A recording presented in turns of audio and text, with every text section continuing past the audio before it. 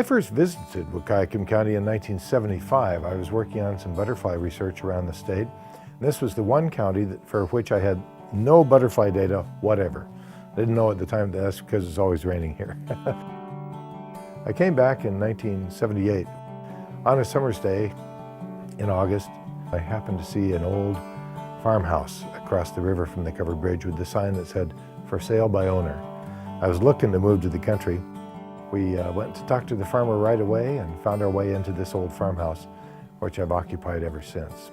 I'm Bob Pyle. I'm known as a writer under the name Robert Michael Pyle. I am a naturalist and biologist who lives in Grays River, Washington, a little town that hit its heyday about 100 years ago.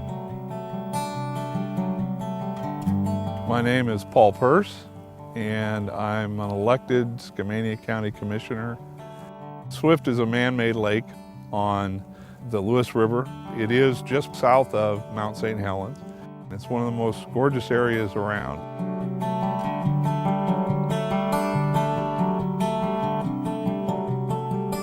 Well, the area has always been rugged, mountainous. It's a four-season area because people not only hike and hunt and fish and go up there in the nice weather, but in the winter there's snowmobiling and cross-country skiing and snow camping. When we were growing up, we had horses here, and I was 3, and my dad would just send me on a horse down the road, knowing that when it was supper time, the horse would come back.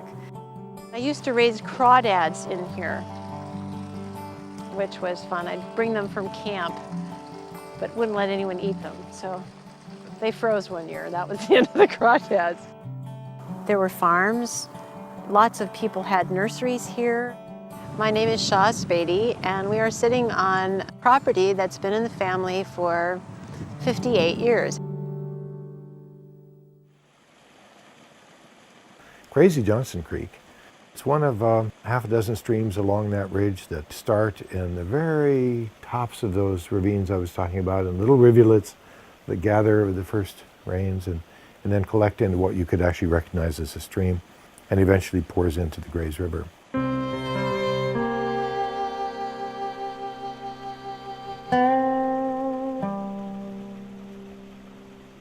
The challenges that Crazy Johnson has faced are, again, held in common with almost every watercourse in the Willapa Hills. These hills have been treated like Chicago elections, logged early and logged often. In the early days, fishing, farming, and logging all more or less went along together, and some people worked in 2 or all 3 of them. But it didn't take too long to begin to realize that they impacted one another, and in particular, the logging impacted fishing.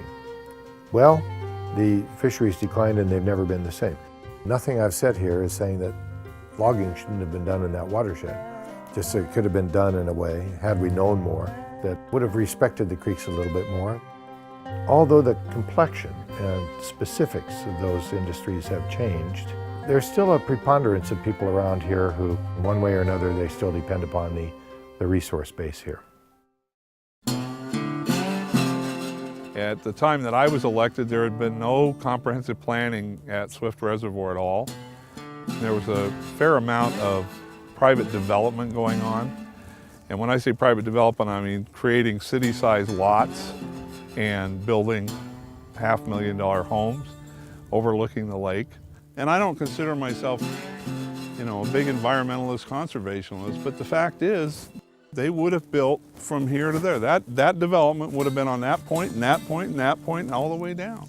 People got to have a place to live, but there are places where that makes sense and places where it doesn't. And some of the places that are developed are completely inappropriate for that piece of ground.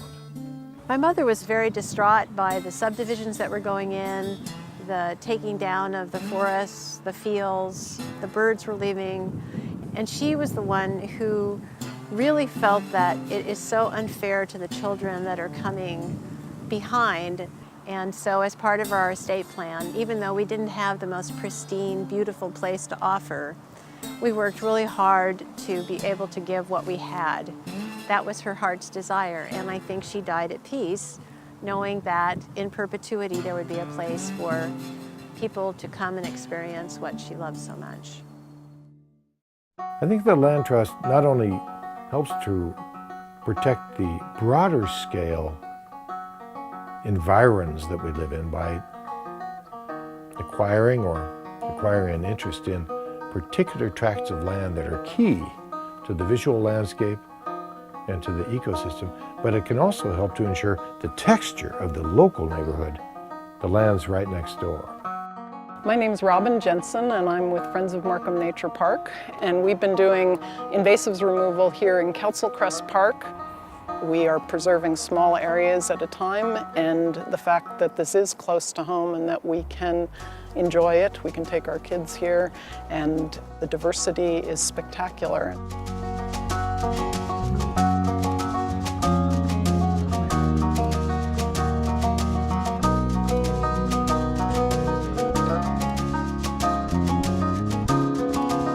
This is our local space. This is the place that I know. This is the place I can go. The value of having nature close to home gives us space away from the crowds of the city to enjoy openness and hear birds as we're hearing behind us, and to experience diversity of life. I see this place as really being a place where we can come, grow food, interface with nature, do really creative things we haven't thought about yet, to make this an asset to the larger community.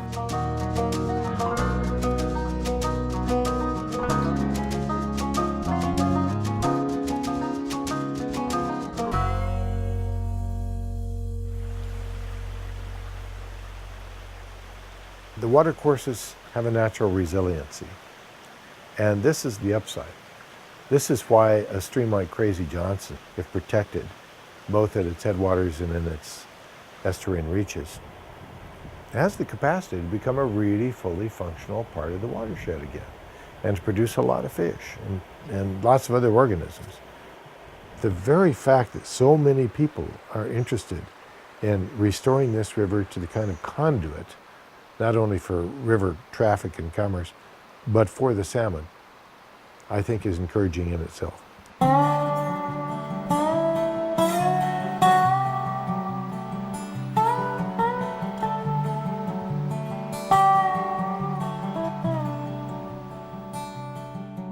With community forests, the community gets to help make decisions on how that forest is managed over time, and there's an ownership that is stronger than just how do we make more money. I certainly think that's what's going to happen with the Columbia Land Trust and this Swift Reservoir property. I'm really excited about it.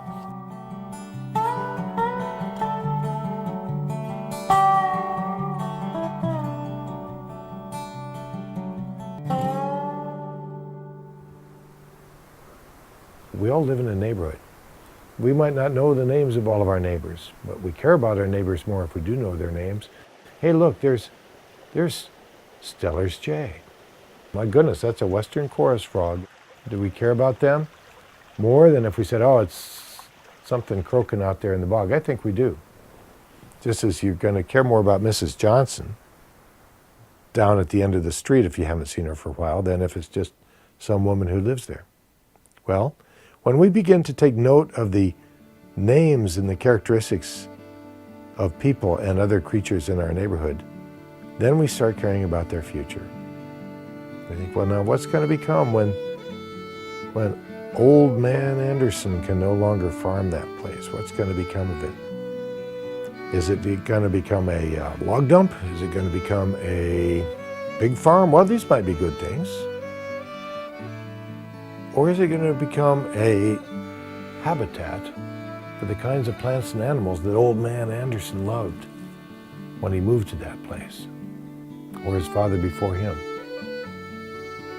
Land Trust is an entity that's able to ensure a future for the neighborhood that I think the majority of the neighbors are going to be happy with. Preserve, restore, enhance the physical and social texture of the landscape.